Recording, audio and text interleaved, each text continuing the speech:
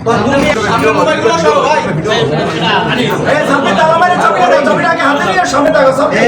দুর্নীতিবাজ মনিরের আস্তানা বরিশালে হবে না, দুর্নীতিবাজের আস্তানা।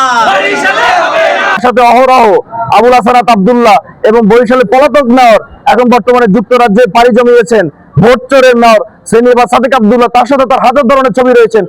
সেই সিভিল সার্জন কিভাবে তিনি এখানে আসেন, যিনি বলেছিল যে শিক্ষার্থীরা তারা মরে গেলে আমাদের কোনো অসুবিধা নাই, তোমরা তাদেরকে মেরে ফেলো, তারা এখানে চিকিৎসা নিতে পারবে না। তো এই কথা যে বলতে পারে আজকে তিনি যেহেতু এখানে এসেছে, তো আমরা এটা মানি না, মানতে পারি না।